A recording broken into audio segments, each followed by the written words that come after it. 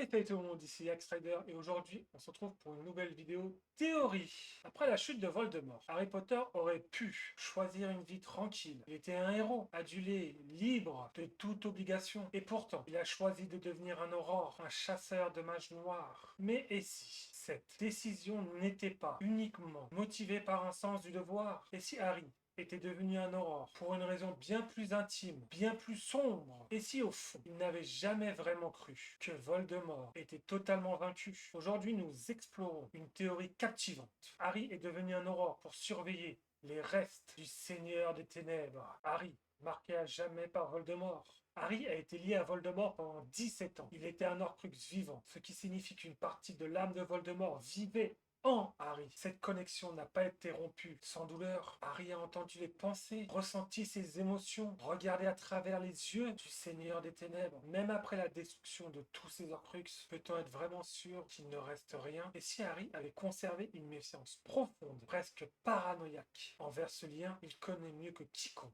la capacité de Voldemort à manipuler la mort, sa propre résurrection dans le tome 4, ses Horcruxes, le transfert de l'âme dans les objets ou des créatures, même sa volonté de dépasser la mort à travers la pierre philosophale. Et si Harry se disait qu'il restait forcément quelque chose, un artefact oublié, une relique cachée, un disciple dévoué, une trace aussi infime soit-elle, qui pourrait ramener à la vie un jour Voldemort? Les zones d'ombre post-guerre. L'élimination des Horcruxes a été faite en secret. Peu de sorciers savaient qu'il y avait des fragments de l'âme dissimulés dans les objets. Il est donc logique que Harry veuille surveiller le monde magique, non pour attraper les mages noirs classiques, mais pour vérifier qu'aucun artefact Horcrux n'a été oublié, surveiller les descendants des mange-morts, analyser les comportements étranges ou cultes liés à Voldemort. Le département des aurores devient ainsi son point d'observation, accès à des archives interdits, libre d'agir sur le terrain, droit de fouiller, d'interroger, d'enquêter. Harry ne travaille pas pour le ministère. Il s'en sert pour protéger le monde de ce que les autres refusent. Croire encore possible le retour du mal absolu. Des indices discrets dans l'univers étendu.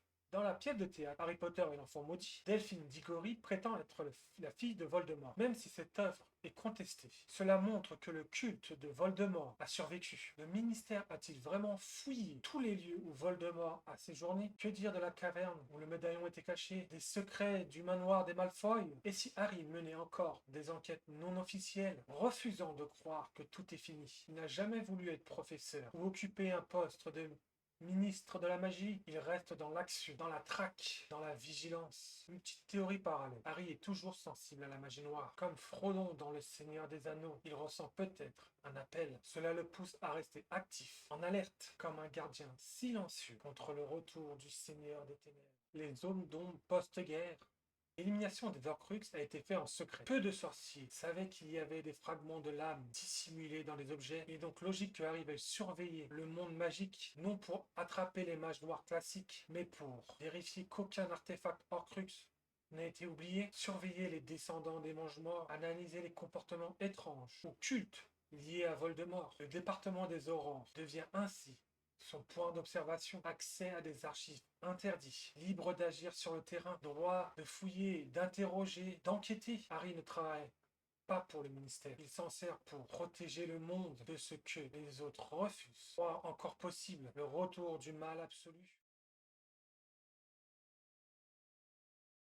Et si le héros de la guerre contre Voldemort n'avait jamais vraiment quitté le champ de bataille? Et si chaque jour, en tant qu'aurore, Harry poursuivait une guerre que seul lui, seul, croit encore en cours? Peut-être que la paix qu'il a offert au monde des sorciers, il ne s'est jamais accordé à lui-même. Dites-moi que vous avez pensé de tout ça en théorie.